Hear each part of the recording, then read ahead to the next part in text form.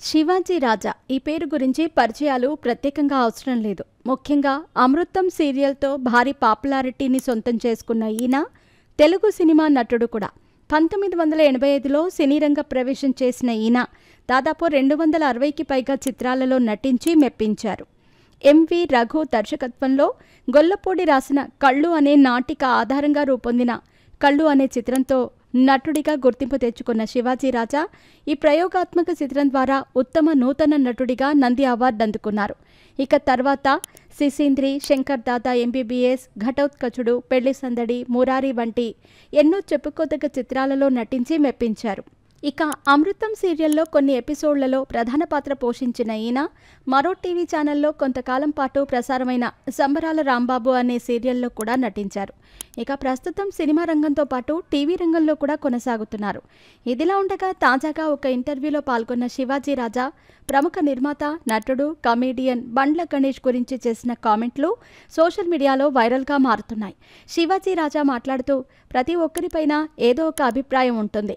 అలాగే బండ్ల గణేష్ పైన మాకు తుత్తర క్యాండిడేట్ అనే అభిప్రాయం ఉంది. బండ్ల గణేష్ నాకంటే వయసులో దాదాపు 12 సంవత్సరాల చిన్నవాడు. వాడిని నేను గని అని పిలిస్తే నన్ను అన్నయ్య అని పిలుస్తాడు. ఇప్పటికీ కూడా అదే చనువు ఉంది. బండ్ల గణేష్ ఇండస్ట్రీలోకి వచ్చిన కొత్తలో ఎలా అయితే తుత్తర పనులు చేసేవాడో ఇప్పుడు కూడా అలాంటి పనులు చేస్తున్నాడు. వాడు ఎంత పెద్ద ప్రొడ్యూసర్ అయినా సరే వాడు మా దగ్గర చిన్నవాడే కదా. ఎక్కువగా అప్పట్లో చాడీలు చెప్పేవాడు. నేను శ్రీకాంత్ కలిసి సరదాగా ఒకరోజు బయటకు వెళ్ళాం. అయితే ఆ రోజు మేము తాగి ఇంటికి వస్తే శ్రీకాంత్ని మాత్రమే పిలిచి ఏం జరిగిందో తెలుసుకుని ఇంట్లో నాన్నకు చెప్పారు.